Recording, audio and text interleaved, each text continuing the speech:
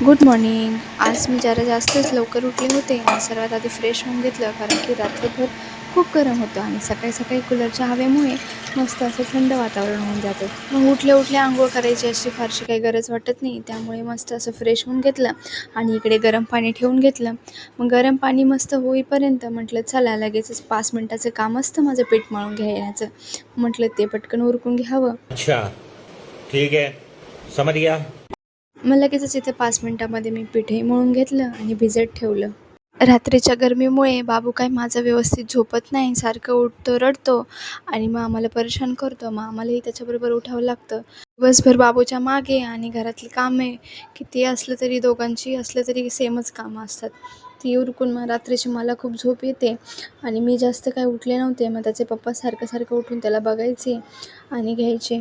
याच कारणामुळे दोघांचीही झोप झालेली नव्हती. तेही नाही झोपले आणि माझा बाबूही झोपलेला नव्हता. मग सकाळी सकाळी दोघंही बाहेर वॉकला गेली.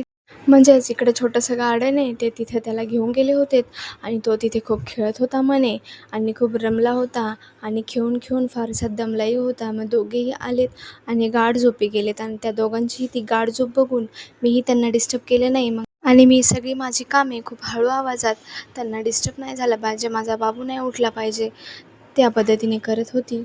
आता इकडे पुढे मी लगेचच गरम पाणी घेतलं होतं आणि पीठ पण इकडे भिजून झालं होतं. मग झटपट अशा चपात्या करून घेतल्या आणि हो, माझ्या चपात्यांचा आकार बघू नका, कारण की चपाती कशीही झाली तरी ती तुकडे तुकडे होऊन पोटातच जाते, हो ना. आणि किचनमध्ये काम करताना किती गरम होतं आणि त्या गरमीमध्ये असं वाटतं की पटपट उरकून घ्यावं आणि जाऊन हवेत बसावं. म्हणून मी माझी पटपट कामं करत असते आणि या गरमीतून पटकन सुटका कशी होईल हे बघत असते. तर इथे माझी चपात्या करण्याची पद्धत जरा वेगळी आहे. पण मात्र माझ्या चपात्याचा आकार कसाही येऊ देत, दिसायला कशाही असू देत, पण माझी चपाती एक नंबर असते. एवढी नरम आणि इतकी छान असते की ती 2 दिवसही ठेवली, 3 दिवसही ठेवली तरी नरमच नरमच असते. आता बस झालं कौतुक, पुढे चला. तर मग इथे चपात्या उरकून घेतल्या आणि आज मला बनवायची होती डब्याला बटाट्याची क्यूब्स. आता ही क्यूब्स म्हटलं ती कसली भाजी, तर बटाट्याचे असे छोटे छोटे तुकडे करायचे आणि ते मस्त असे जिरे, मोहरी आणि तेलामध्ये, फक्त तेलामध्येच फ्राय करून घ्यायचे आणि त्याला तेलामध्येच शिजून द्यायचे आणि इथे बघा असे छान शिजून निघतात आणि एवढी खमंग लागतात ही खायला.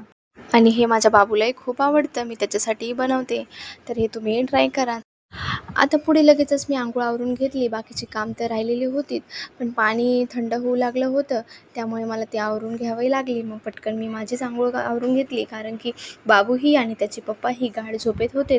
आणि आता इथे होतं कसं की मिस्टरांना लागतं तिन्ही ऋतूमध्ये गरम पाणी.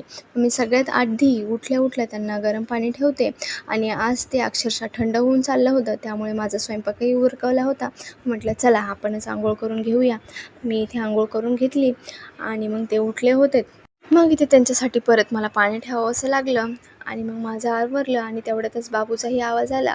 मग त्यालाही खाली घेऊन गेले, दूध घेऊन आले आणि आजचा मेनू असा होता. चला पुन्हा भेटूया.